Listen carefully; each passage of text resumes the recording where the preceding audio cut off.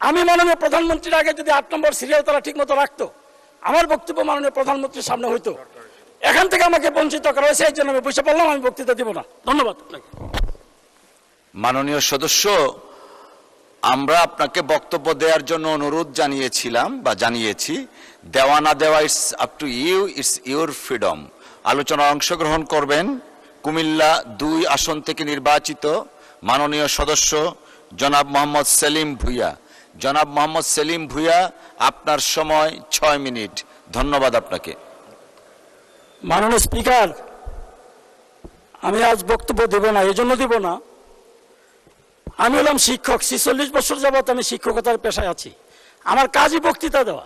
আমারা দেন 6 মিনিট, আর অন্যদের দেন 10 minute, 12 minute. এই প্রতিবাদে আমি বক্তব্য দিলাম না। একটা পয়েন্ট। আরেকটা পয়েন্ট হলো যে এখানে আমার সিরিয়াল ছিল, আজকে দেখেন 8 নম্বরে। আমি মাননীয় প্রধানমন্ত্রীর আগে যদি 8 নম্বর সিরিয়াল তারা ঠিক মতো রাখতো, আমার বক্তব্য মাননীয় প্রধানমন্ত্রীর সামনে হইতো। এখান থেকে আমাকে বঞ্চিত করা হয়েছে, এই জন্য আমি বসে পড়লাম, আমি বক্তৃতা দিব না। ধন্যবাদ। মাননীয় সদস্য, আমরা আপনাকে বক্তব্য দেওয়ার জন্য অনুরোধ জানিয়েছিলাম বা জানিয়েছি। দেওয়া না দেওয়া it's up to you, it's your freedom. But টাইমের যে বিষয়টা, সেটা আমাদের তৈরি না। মাননীয় ট্রেজারি বেঞ্চের চিফ হুইপ তিনি সময় এবং সিরিয়াল করে দেন, সেই হিসাবে আমাদের এই বেঞ্চ থেকে আমরা চলি। আপনাকে অসংখ্য ধন্যবাদ।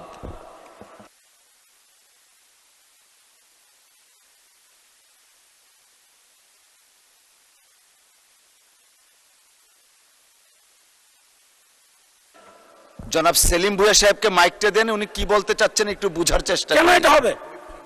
আস্তে আস্তে বলেন যেন আমরা বুঝতে পারি। জনগণের প্রতিনিধি, আমিও জনগণের প্রতিনিধি, সুতরাং আমারও রাইট আছে এখানে কথা বলার। আমাকে আমার ন্যায্য অধিকার দিতে হবে কথা বলার জন্য। মাননীয় স্পিকার, আজকের এই মহান মাননীয় সদস্য, আপনি কি বক্তব্য দেওয়ার জন্য প্রস্তুত দিতে চাচ্ছেন? 6 মিনিট দেওয়া হলো আপনাকে। যে বাজেট পেশ করা হয়েছে, এটা একটা ঐতিহাসিক বাজেট। এই বাজেটের জন্য মাননীয় প্রধানমন্ত্রী এবং মাননীয় অর্থমন্ত্রীকে ধন্যবাদ জানাচ্ছি।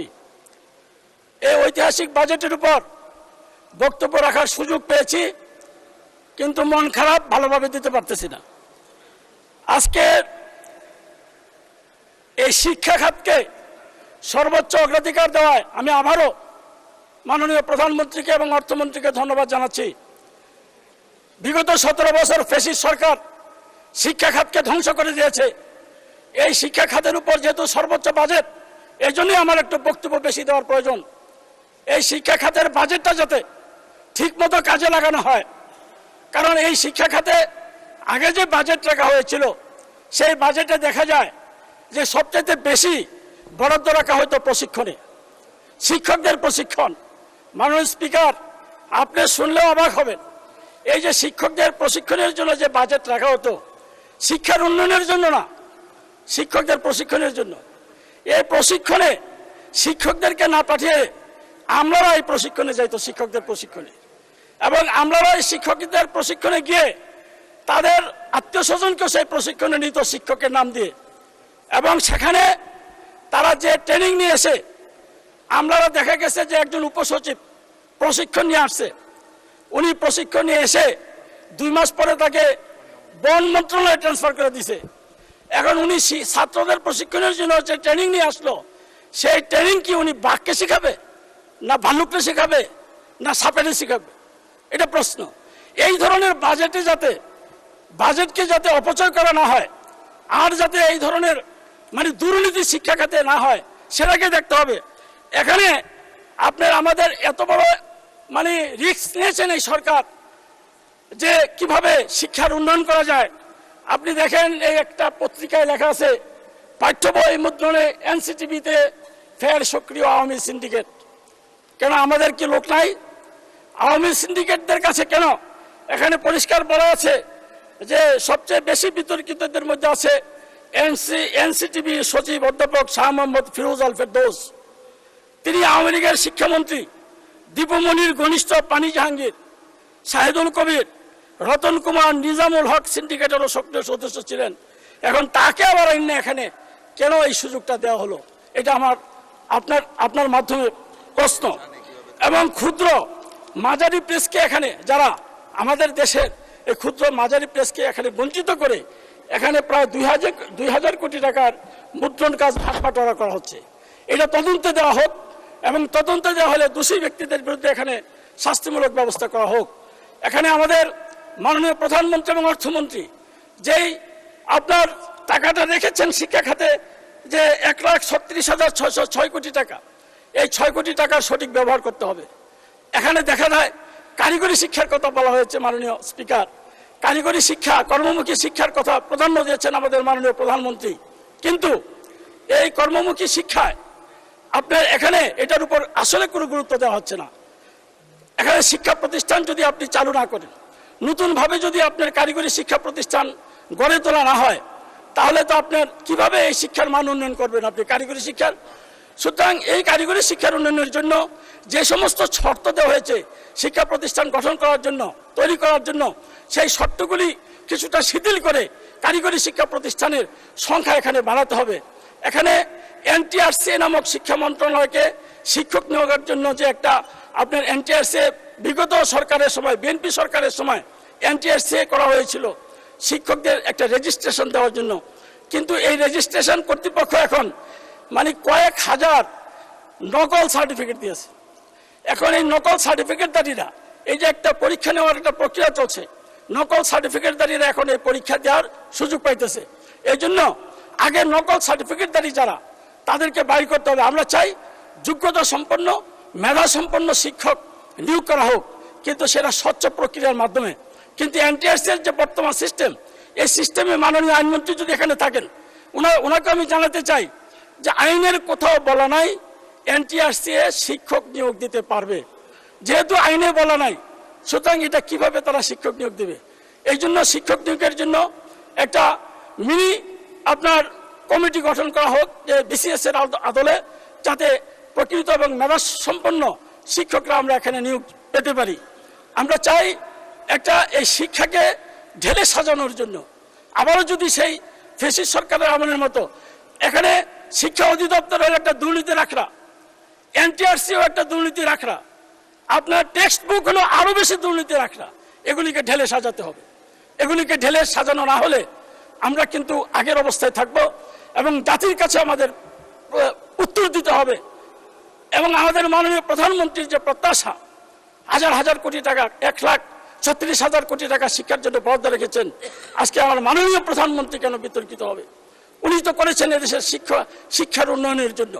সেই জন্য আমি চাই যে বেসরকারি শিক্ষকদের যে চাকরি জাতীয়করণ, আমাদের মাননীয় একজন সংসদ সদস্য বলেছেন, এটা কিন্তু 2010 সনের 12ই মে চীনমৈত্রী সম্মেলন কেন্দ্রে তৎকালীন বিরোধী দলের নেত্রী, সাবেক প্রধানমন্ত্রী আমাদের মা মরহুমা বেগম খালেদা।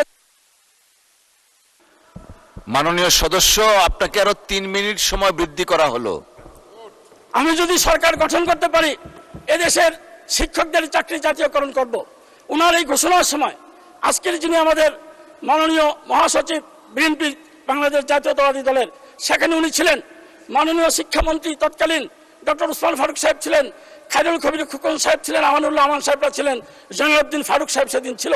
সুতরাং আমি চাই মাননীয় প্রধানমন্ত্রীর যে ঘোষণা, সেই ঘোষণার বাস্তবায়ন করতে হবে।